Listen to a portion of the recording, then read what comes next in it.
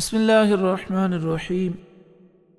میرے استاد محترم امیر المجاہدین حضرت علامہ خادم حسین رضوی رحمۃ اللہ علیہ، آپ کا سفر زندگی انہی کی زبانی ہم سماعت کر رہے تھے۔ آپ نے آگے ارشاد فرمایا، برسر روزگار ہوتے ہی میری شادی ہو گئی۔ یہ تقریباً 24-25 برس پرانی بات ہے۔ میری شادی چچا کی بیٹی سے ہوئی تھی۔ یہ وہی چچا ہیں جنہوں نے بچپن میں مجھے نصیحت دینے کے لیے مویشیوں کی رسیاں کھول لی تھیں۔ رشتہ والد صاحب نے پسند کیا تھا۔ میرے 2 بیٹے اور 4 بیٹیاں ہیں۔ اولاد کو بھی اپنے نقش قدم پر چلایا۔ بڑے بیٹے محمد سعد کی عمر 23 سال کے لگ بھگ ہے۔ یہ امیر المجاہدین کا جو انٹرویو ہے یہ پرانا ہے، کچھ سال پہلے، یعنی 3 سال پرانا ہے۔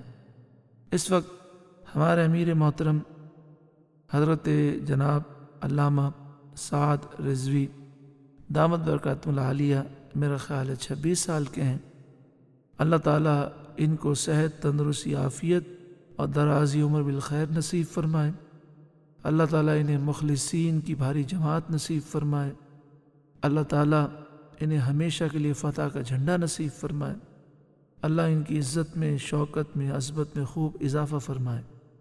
امیر المجاہدین آگے ارشاد فرماتے ہیں، محمد سعد اور چھوٹا بیٹا محمد انس دونوں حافظ قرآن ہیں اور درس نظامی کا کورس کر رہے ہیں۔ الحمدللہ امیر المجاہدین کی خواہش پوری ہوئی۔ دونوں بچے حافظ قرآن ہیں اور اب وہ درس نظامی مکمل کر چکے ہیں۔ اللہ تعالیٰ آپ کی اولاد میں، آپ کی نسلوں میں اعلیٰ حضرت کا فیض جاری فرمائے۔ جس طرح اعلیٰ حضرت کے 2 شہزادے تھے، ایک حجت الاسلام بنے، ایک مفتی اعظم ہند بنے۔ اللہ تعالیٰ امیر المجاہدین کے دونوں شہزادوں پر بھی اعلیٰ حضرت کے شہزادوں کی نظر کرم ڈال دیں، اور جس طرح اعلیٰ حضرت کے شہزادوں کا فیض پوری دنیا میں عام ہوا، امیر المجاہدین کے شہزادوں کا بھی فیض پوری دنیا میں عام ہو۔ یہاں پر میں یہ عرض کرنا چاہوں گا کہ امیر المجاہدین آپ کی جو شادی ہوئی وہ چچا زاد یعنی چچا کے گھر میں ہوئی، تو آپ نے ایک موقع پر فرمایا کہ شادی جان پہچان والوں میں کرنی چاہیے۔ آج ہمارے یہاں یہ ہوتا ہے کہ جان پہچان ہوتی نہیں ہے، شادی کر لیتے ہیں، پھر گناہ بھی کیے جاتے ہیں، فضول رسومات بھی ہوتی ہیں، پھر نتیجہ یہ ہوتا ہے کہ شادیاں یا تو ناکام ہو جاتی ہیں یا شادی کا بندھن تو قائم رہتا ہے لیکن سکون نہیں ہوتا۔ امیر المجاہدین کی بڑی سوچ پیاری ہے۔ آپ نے فرمایا جان پہچان والوں میں شادی کرو گے تو کم از کم تھوڑی شرم ہوگی، جھجک ہوگی، اور خاندانی پریشر بھی ہوگا تاکہ وہ ایک دوسرے کے حقوق ادا کریں۔ امیر المجاہدین کی بات بھی صحیح ہے، اور ساتھ میں یہ بھی بات ہے کہ اللہ تعالیٰ سے عافیت مانگنی چاہیے۔